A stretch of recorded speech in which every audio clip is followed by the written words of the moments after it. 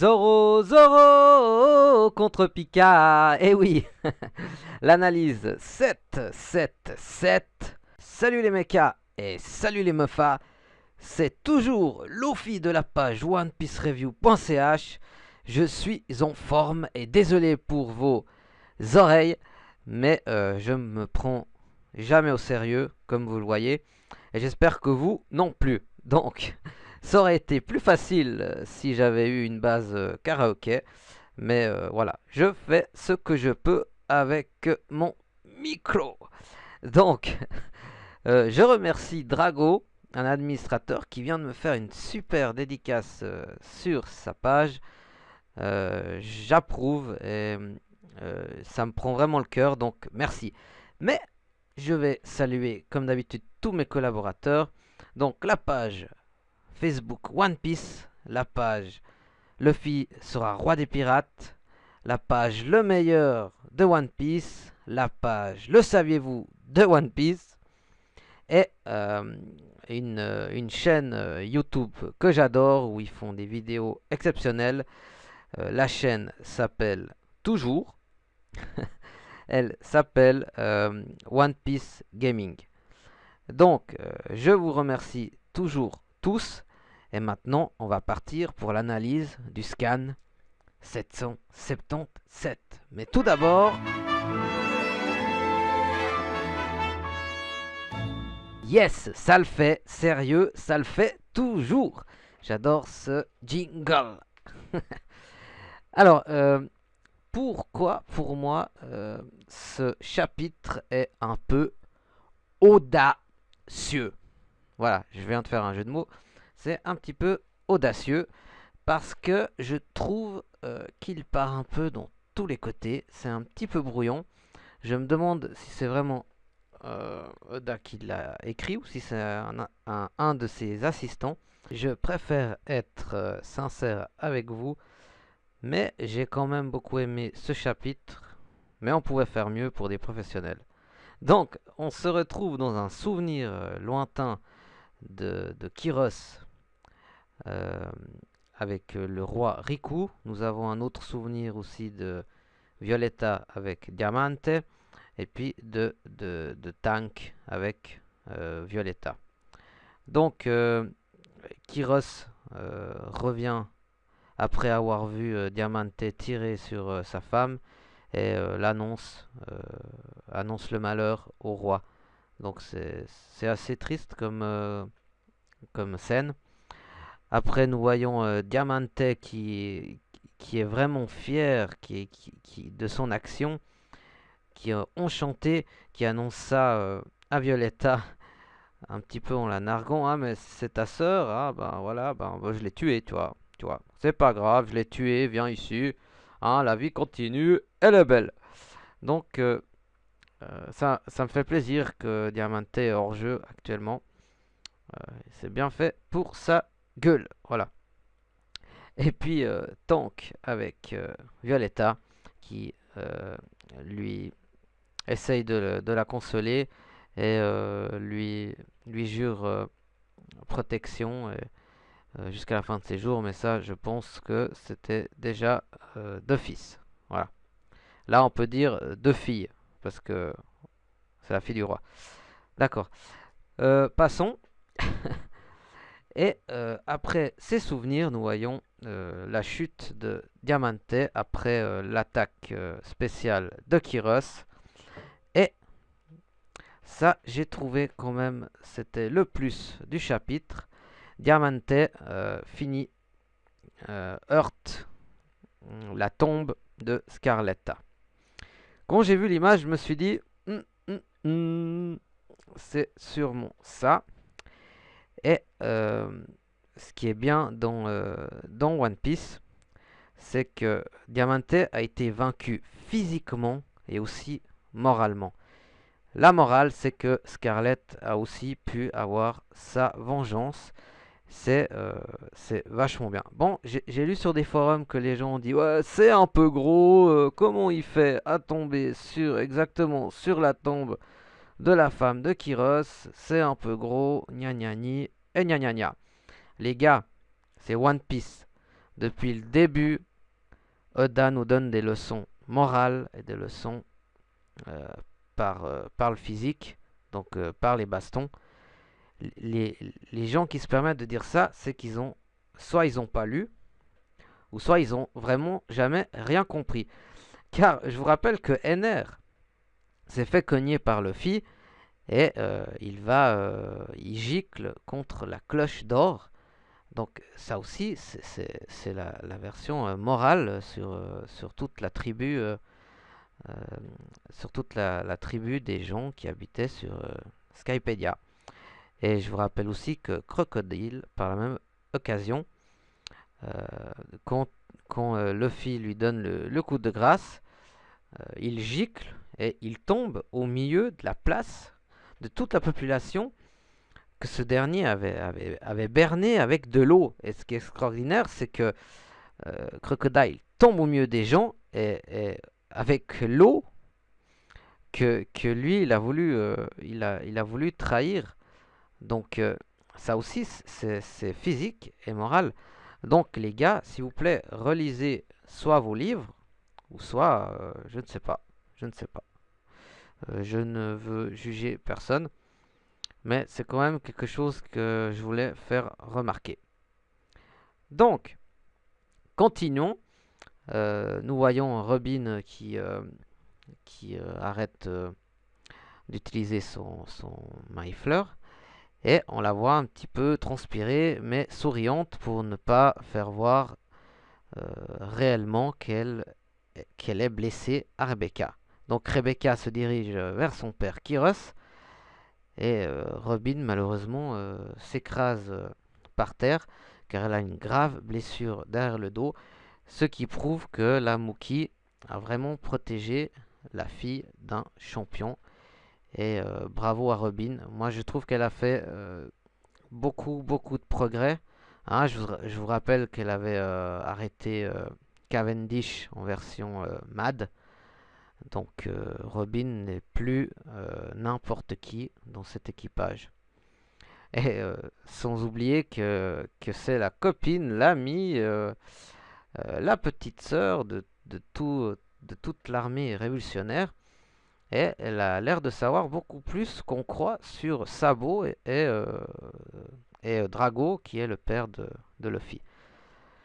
Donc, jolie scène, Diamante, à côté de la tombe de Scarlett, qui réunit Kyros et la fille Rebecca. Je trouve c'est vraiment émouvant et c'est vraiment beau la fin de ce combat. Et c'est bien mené, la scène est bien menée.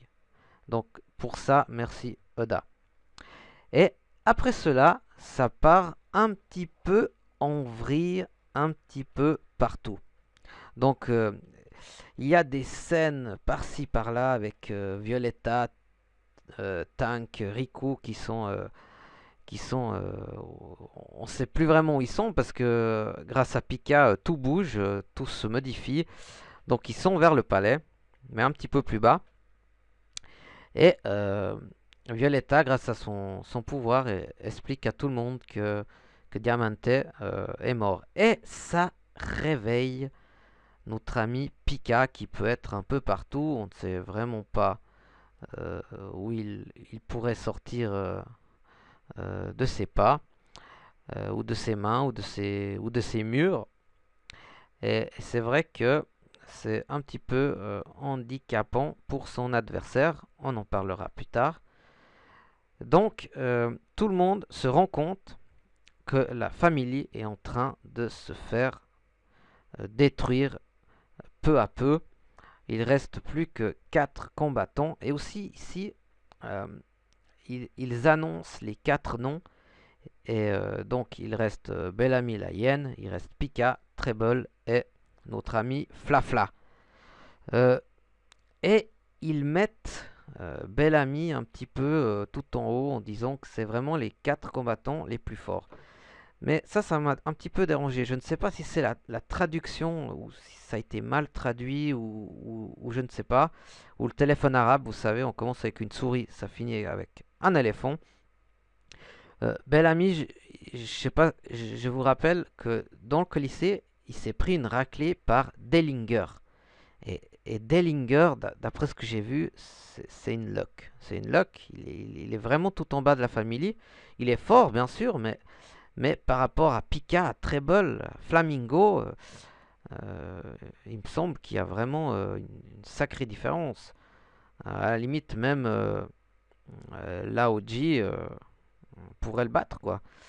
Donc, je rappelle juste que Bellamy aussi est à la merci de Flamingo. C'est une marionnette. Il a pas vraiment son mot à dire, donc il se bat par la volonté de Mingo. Donc oui, il est fort, il est pas fort. Je m'excuse, j'ai pas trop aimé cette traduction. Donc voilà un petit peu pour cette troisième partie du chapitre. Donc quatrième chapitre, nous voyons tous les Marines avec notre amiral Météorite, hein, Fujitora, qui dit à ses gars, et bon, maintenant on rassemble tous les habitants au même endroit pour leur sécurité, hein, et ça, je pense que ça pue, il va se passer quelque chose. Je vous rappelle que sur l'île, il devrait y avoir le CP0, mais qu'on n'a jamais encore vu. On les a juste aperçus 100 secondes au début de Dressrosa. Mais j'espère qu'ils vont un petit peu intervenir parce que sinon, ça sert à rien d'être un CP0. Je vous rappelle que c'est vraiment les agents secrets les plus hauts qui existent, hein. Je vous rappelle déjà la puissance du CP9 avec Lucci. Donc imaginez le CP0. Donc voilà. J'espère qu'ils vont intervenir. Mais maintenant la question est, que mijote Fujitora? Qu'est-ce qu'il voudra vraiment faire? Est-ce qu'il va attaquer la famille et Flamingo? Ou est-ce qu'il va vraiment s'en prendre aux alliés et aux Muki? Affaire à suivre. Euh, il était un petit peu en attente, mais je pense que sa décision, il l'avait déjà prise depuis longtemps. On va voir, j'espère que ça sera une bonne surprise. Donc, euh, on va dire quatrième partie, on pourrait presque la diviser en deux, mais je dirais quatrième partie, c'est là où on commence à voir Pika et Zoro. Mais ce qui me choque encore plus quand je vous disais que c'était brouillon, c'est que le titre c'est Zoro contre Pika. Mais je me suis fait 15 pages, 11 pages, je ne les ai pas vues. Donc ça m'a un petit peu dérangé. Voilà pourquoi je trouve que c'est peut-être pas Oda qui l'a vraiment programmé, ou il a peut-être donné ses ordres, mais c'est pas lucide comme d'habitude. Et voilà, Pika arrive, il sort de n'importe où, il va n'importe où, il va vers les plus faibles. Donc il va donner une fessée à Sai. Il va vers Baby Five, il lui dit tu m'as trahi. Euh, il va vers Kyros, vers Rebecca. Robin, bah, elle est out, on la voit pas. Et il veut aussi aller tuer maintenant le roi parce qu'il a vraiment peur que les gens le fassent reprendre le pouvoir. Car il veut vraiment protéger Mingo. Ils sont aussi, lui, le danger. Donc il part à la rencontre du roi Riku. Mais ce qui me gêne encore, c'est que même Zoro il le dit, je pense que lui aussi il est là, il dit mais purée, moi je voudrais bien me battre quoi, le gars il est là, il est pas là, je le découpe, je le recommence, ah non bah il est toujours vivant. Donc le fruit du démon de Pika sur Dressrosa, qui est fait quasiment de rochers et de pierre, est très très puissante, c'est un adversaire très très tenace, mais très peureux aussi parce que en l'occurrence il n'ose pas trop se montrer devant Zoro. Donc c'est un petit peu, ça devient un petit peu lourd car je vous rappelle que ce combat a commencé en juillet. Quand j'ai commencé à lire les scans, c'était juillet de l'année passée, hein. J'étais pratiquement à la mer en train de me bronzer. Et maintenant, on se retrouve en février. Et Zoro n'a pas encore eu vraiment du 1 contre 1. C'était vraiment du cache-cache, quoi. J'espère que vraiment ils vont mettre un terme à ce combat. Mais bon, vu que Zoro est soi-disant le vice-capitaine, il doit toujours être dans le dernier combat. Mais ce que je redoute, c'est que Zoro lui inflige un coup et c'est fini. Je voudrais au moins qu'il y ait encore 2 chapitres sur eux. Car, ouais, j'en ai un peu marre des petits combats un coup. Parce que là, ça fait déjà bah, pratiquement tous les combats qu'on a vus de la Family, ils se sont fait battre par un coup. Ouais, ok, mais bon, c'est quand même une mafia qui est redoutée par beaucoup de monde.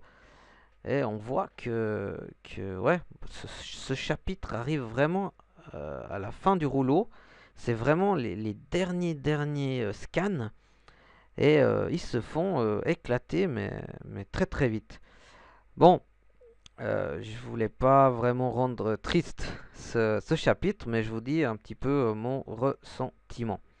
Donc, euh, Zoro cherche un petit peu comment le toucher, parce que lui aussi il en a marre comme moi. Et il commence à dire le plan A, le plan B, le plan C, le plan C. Ah, bah, voilà, j'arrive à E. Et il se dit, bon, maintenant, mode bandana, pardon. Et je vous rappelle que c'est la première fois qu'il remet son bandana depuis les 2 ans.